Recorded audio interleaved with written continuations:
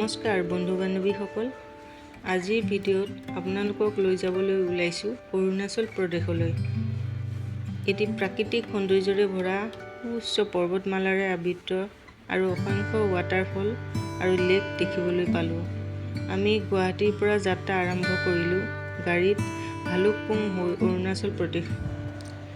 অৰুণাচল প্ৰদেশলৈ প্ৰৱেশ কৰিবলৈ কাৰণে এই ইনাৰ লাইন পাৰ্মিট বাধ্যতামূলক।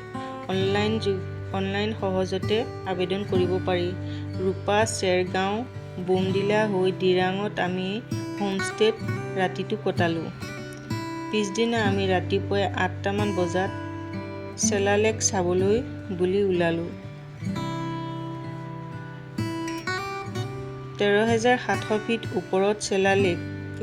জুলাই মাহতো ইয়াত বহুত ঠাণ্ডা। ইয়াতে ভাৰতৰ সৰ্ববৃহৎ বৌদ্ধ মনেষ্ট্ৰীসমূহ দেখিবলৈ পোৱা যায়, শান্ত আৰু আধ্যাত্মিকতাৰে ভৰা। ইয়ালৈ অহা উপযুক্ত সময় হৈছে অক্টোবৰৰ পৰা এপ্ৰিল মাহলৈ। ডিচেম্বৰ আৰু জানুৱাৰী মাহত ইয়াতে বহুত ঠাণ্ডা পৰে, -4 ডিগ্ৰী পৰ্যন্ত হয়গৈ।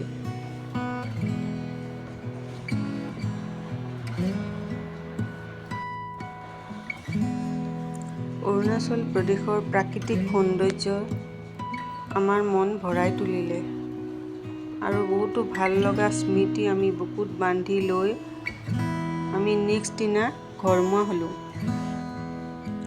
ভিডিঅ'টো ভাল লাগিলে লাইক, কমেণ্ট, ছাবস্ক্ৰাইব কৰিবলৈ নাপাহৰিব। আকৌ নেক্সট এটা ভিডিঅ'ত লগ পাম।